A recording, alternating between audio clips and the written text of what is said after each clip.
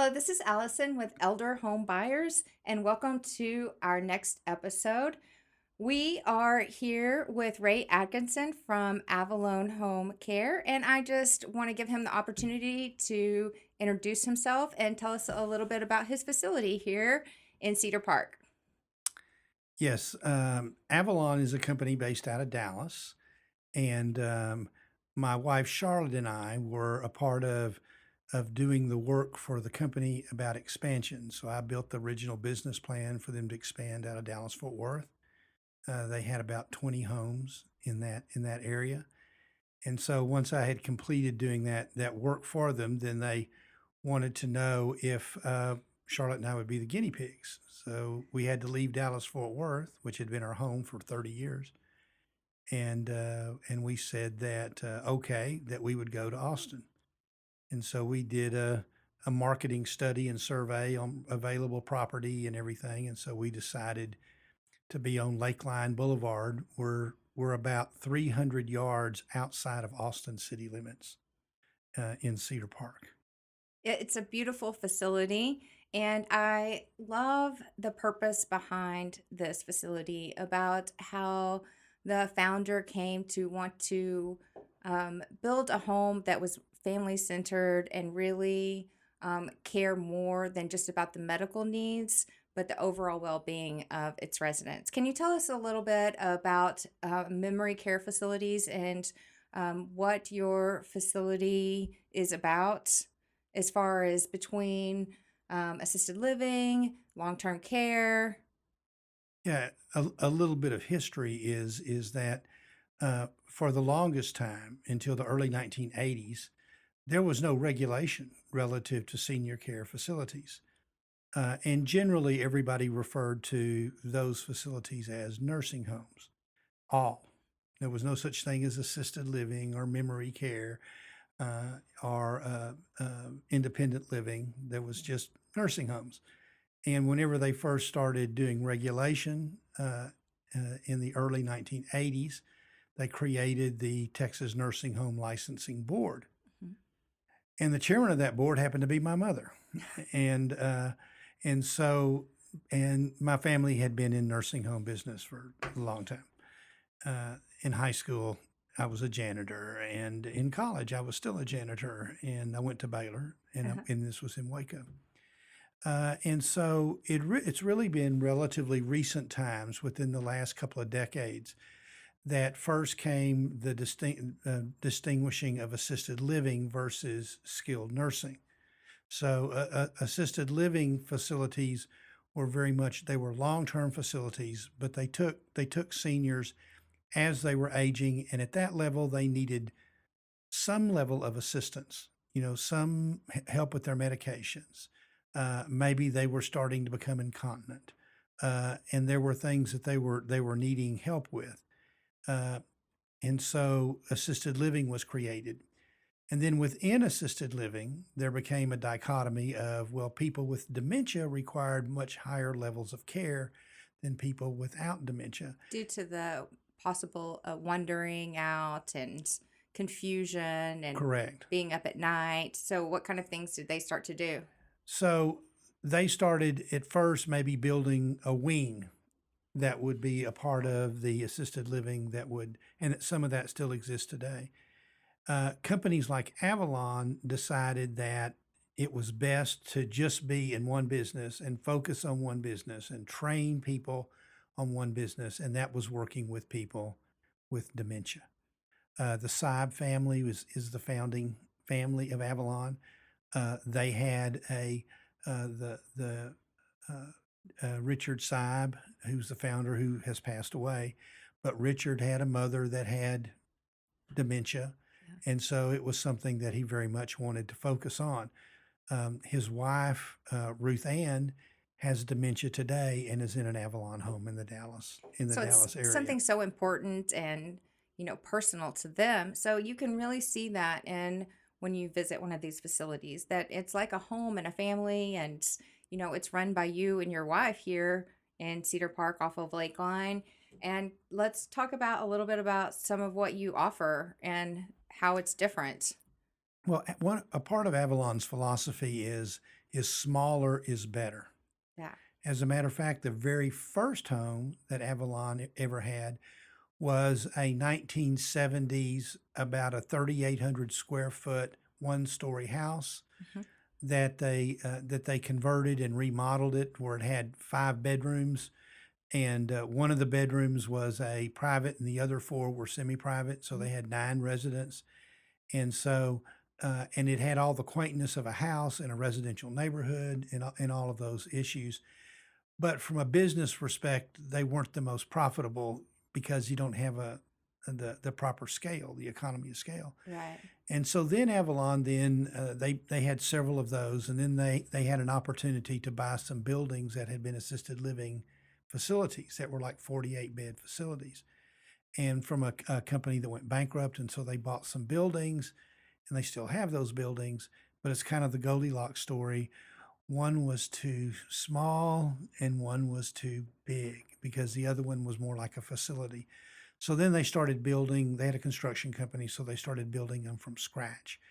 And they believe that kind of the sweet spot is like 22 to 26 bed facilities where they can still be small enough that they can be more home-like, but large enough that you have still the economy of scale of having a viable business. Yeah. And so the smallness uh, is very important because people with dementia get very confused, and in that confusion, in a big facility, they get even more confused.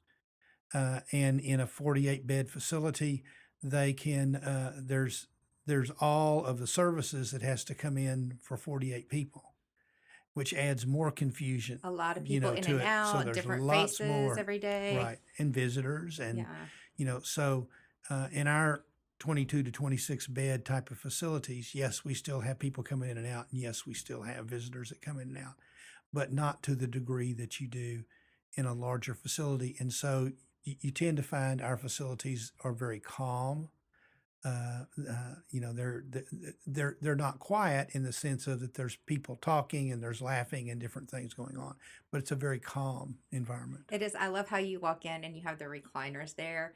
It just makes a really relaxing atmosphere. Like you just want to go and sit and meditate right in the middle of the room and with the TV on. It's very nice. So, what kind of accommodation? So you said there's about 22 beds.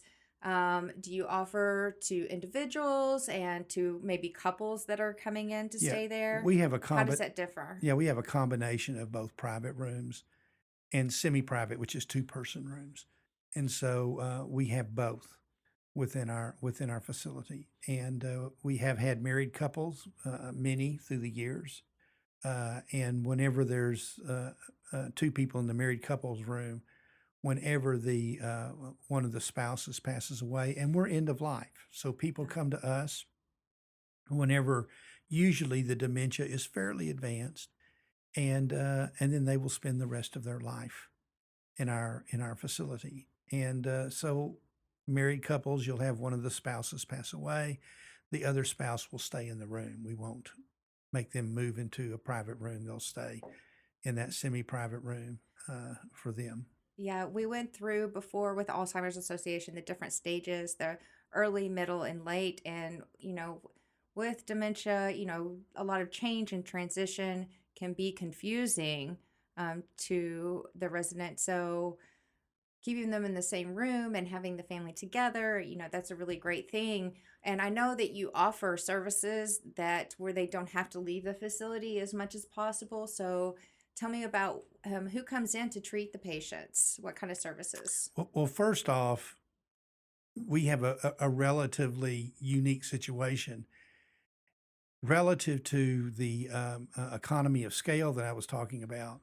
It's rare to have a 22 to 26 bed facility that has an RN on staff because it just normally doesn't make sense. But since Charlotte and I are a co-team managing the facility together, she's an RN. So we have an RN. So she's like the frontline person working with the caregivers and the med techs to take care of it. But other groups that come in is that we have home health care that comes in, that they not only bring nursing, but they bring the various therapies, occupational therapy, speech therapy, physical therapy, behavioral therapy, and so they have all these different kind of therapies that come in. We have doctors groups that actually come in, and really before I was directly in this business because I'd been in telecommunications for 30 years, and so it was kind of a coming back, to me. I didn't realize that there were doctors groups that just specialized in they were geriatric Care, practices yeah. that came in to facilities. So the couple of hundred facilities that are in the Austin area, okay, there are a half a dozen doctors groups that they just focus on taking care of residents in those facilities. So we have a doctors group that comes in. The doctor comes about once a month. The nurse practitioner comes in like twice a week. We have hospice comes in, which is at end of life.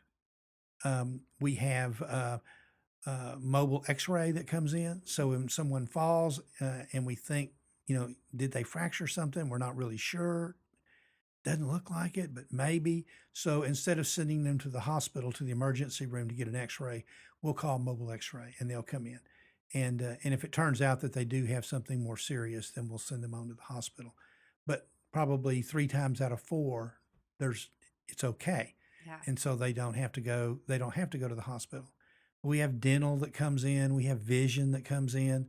So we have all these different services. We have a lady that is a hairdresser Mhm. who she works somewhere else, but on her day off, she comes and works at our facility.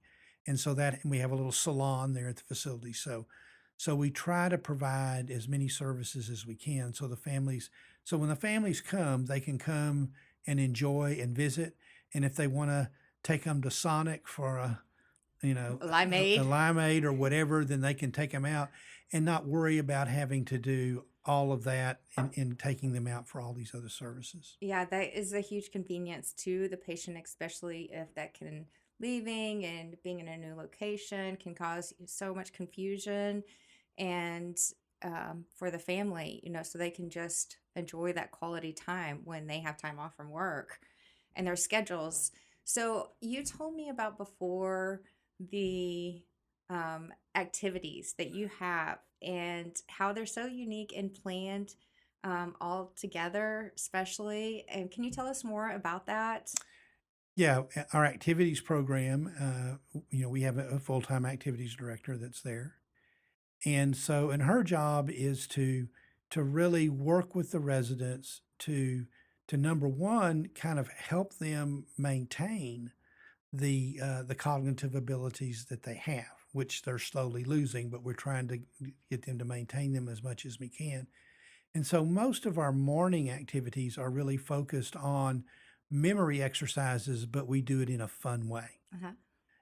So for example, we always do a This Day in History, which is a service we subscribe to, and it's oriented for elderly people. Uh-huh. So the things that are talked about it are within their lifetimes. So can you give us an So example? an example might be that on this day in history, Elvis Presley released the song Hound Dog. So she'll play Hound Dog. Mhm. And then they'll have a big discussion about Elvis Presley. Did you like him? Did you didn't like him? What'd you think about him? And of course we got one lady who's got a painting of Elvis Presley on her bedroom wall in there, and it stimulates a discussion, which is stimulating their mind and their memory, and being able to do that.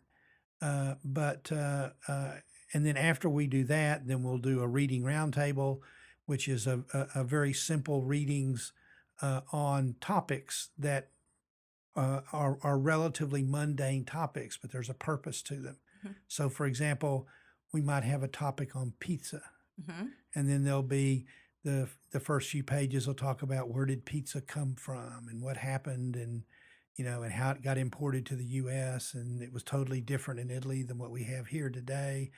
And they'll talk about pizza, and they'll talk about when was the first time they ever had a pizza, and they would talk about that and the first pizza restaurant they ever went to, and did your mother buy the pizza in the box where you put it together with the dough and everything? And yeah, they would talk about that, and so then we would take it up to what's your favorite toppings on pizza today? And they would talk about that.